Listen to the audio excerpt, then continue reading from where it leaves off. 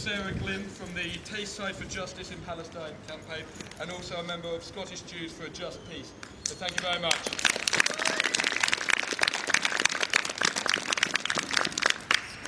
So clearly I bring support from both those organisations, and it's really uplifting to see the growing movement in support of the people of Palestine. And I think it's particularly uplifting to see it now after the ceasefire, when the immediate demands of stopping the fighting have passed. The campaign that we're all part of is, of course, a campaign that's been going on for decades, and it could go on for decades more. And it's really important to build up a strategy of sustained action that's going to continue long past when this immediate anger has diffused and the memories of this last attack have faded.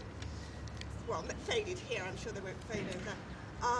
And marches and occupations like this are an important part, but they're just part of an overall campaign. And we have to think of how to build on the momentum that we're creating. We don't just want to be able to respond to each outrage as it happens. We want to make it actually harder for the Israeli and US governments to impose their will in Palestine. And we don't want to be back here protesting about another war. So obviously at the same time as negotiating with the university now, you have to be thinking, what next? You know, supposing they say yes, what do we do next? And I think you've been given a few clues there about some other things that can be done in Fife. And also I'd urge you to try and join up with any organisations out with the university as well here. I mean, organisations like ourselves in Dundee, but also in Fife as well. But you know, the long term, the longer fight is why we're responding to the call from a whole range of Palestinian organisations, including trade unions, to boycott Israeli goods, and that's something that we've been fighting on very hard in Dundee. And obviously we hope to impact on the Israeli economy, and at the same time to send a message to the Israeli government that their actions aren't acceptable. But it's more than that, it's a way of actually spreading what we're doing to involve a much wider range of people. And we were out protesting, leafleting outside the new Tesco's in Dundee last week. And it was really encouraging because not only did most people, almost everybody, accept our leaflet and our stickers, but they knew why we were there.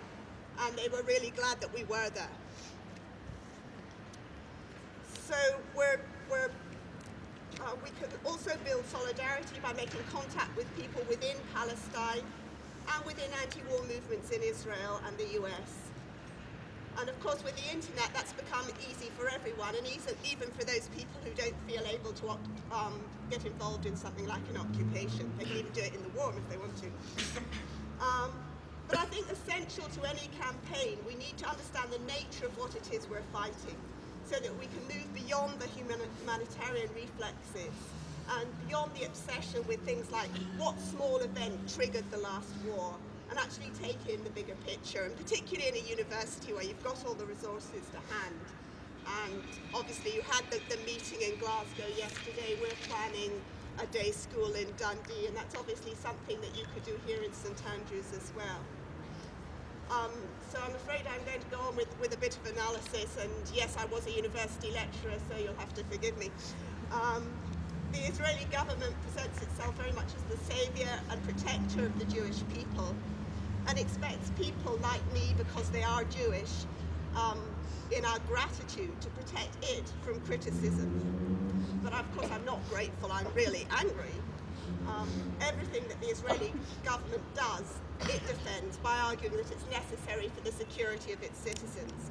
And it's really cultivated a myth of Israel as the perpetual victim in a hostile world, even though, of course, as we know, it has one of the most powerful armies and the full backing of the United States.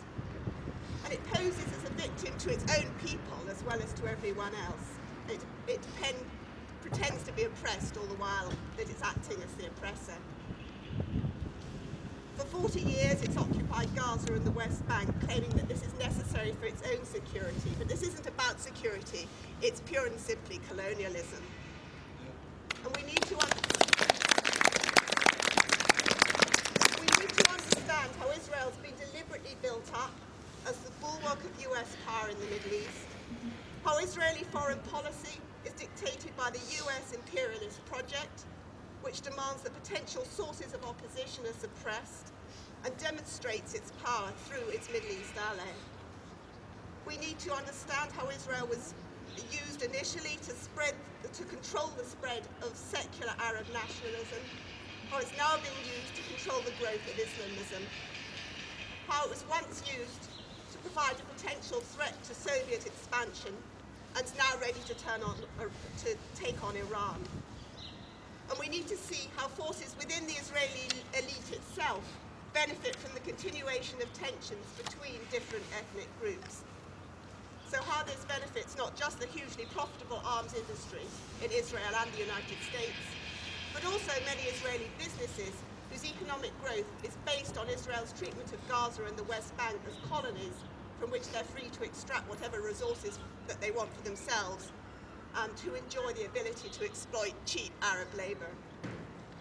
So political instability and a siege mentality is being used in Israel to justify strong state control and a very unequal society, and it's unequal not just between Jew and Arab, but also between Jews from different backgrounds and classes.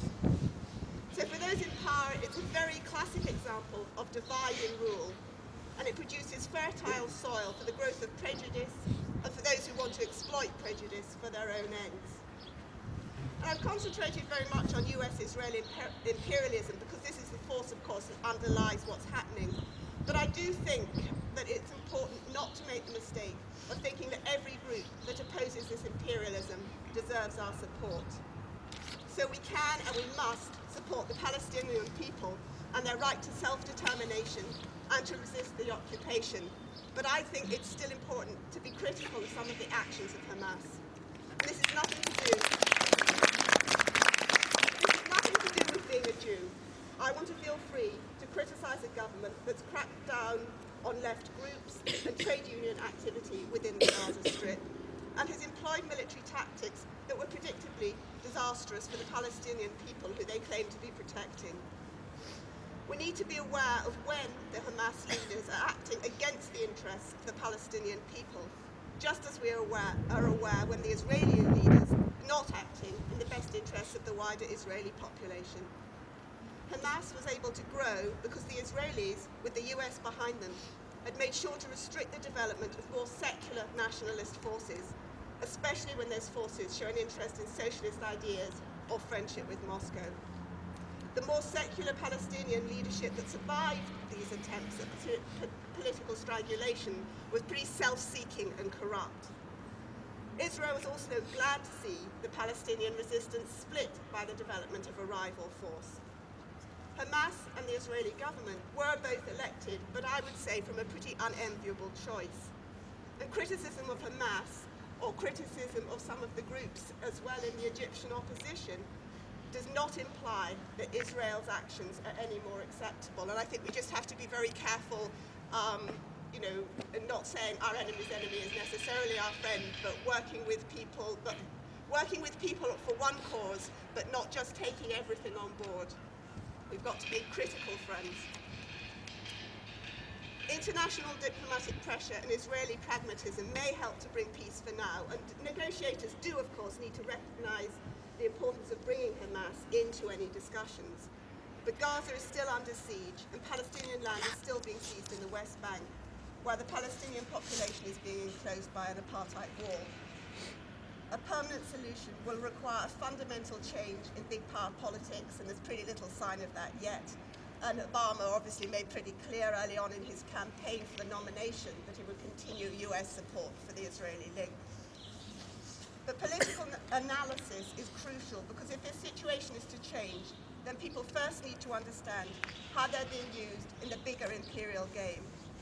So it's up to us and people like us across the world, and especially, of course, in Israel and Palestine, to expose the self-seeking motives of those in power who are encouraging and exploiting prejudice, so that we can then reach out across the divisions that they're creating. We're campaigning not just for peace, but for justice, for liberty, equality, and fraternity.